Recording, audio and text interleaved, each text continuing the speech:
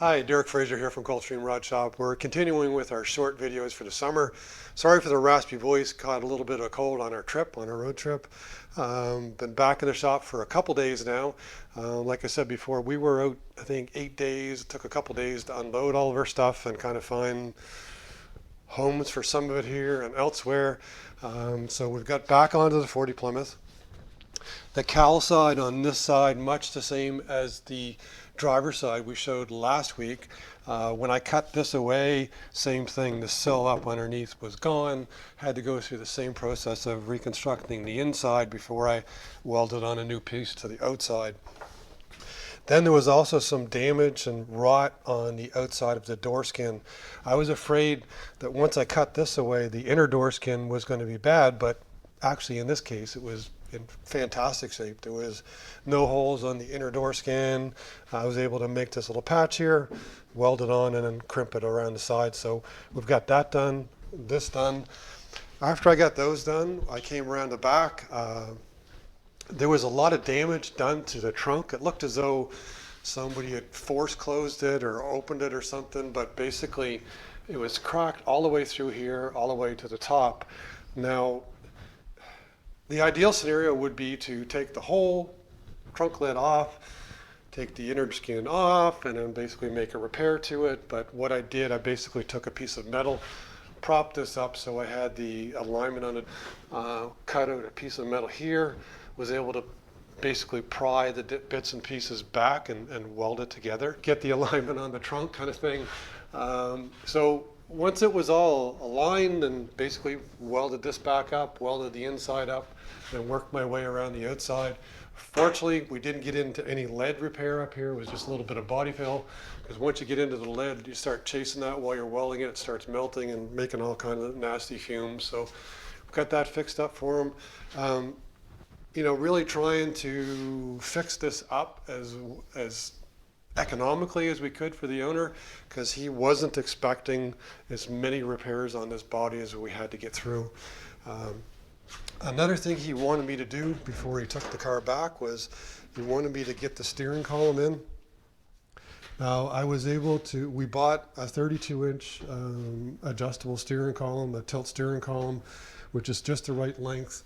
I got a 2-inch drop here, which replaced the original one. And I was able to use basically the original mounting holes to put the steering column back in. So that's in place, and he picked out a really nice banjo style steering wheel to go with it. Right now I've got that 90% hooked up. The last thing I have to do is there's a split support that goes at the bottom of the steering column right there. So you can see a nice shiny piece of metal there. I really tried to put the steering column back where the original was. So what on the original Plymouth had was basically this and a great big rubber gasket where the steering column went through. So I made a, oh, it goes that way, sorry. Because the top 4 holes bolt into the firewall, and then that bottom hole there clips into a hole on the floor pan that fits up inside there. So we're trying to make everything go back together as much like the Plymouth was as possible. So this will go on the bottom of that steering column around that round, I don't know if we can see it or not, there's a round piece here, a sleeve that goes onto it. So that'll go in, go through the holes into it. I'm not going to do that until I put the body back on. So the steering column's in there, and then what we had to do is over here, we had to put actually 2 universals in.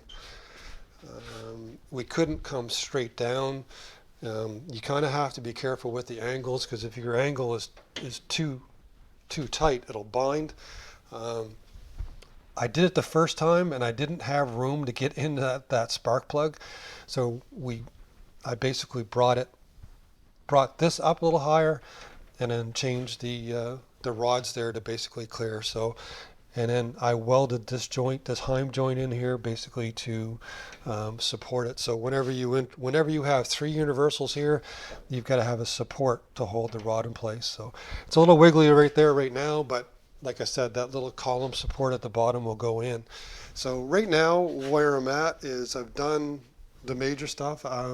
I'm not sure if I'm going to put the emergency brake handle in now before I take the body off or afterwards, but I'll decide that later today.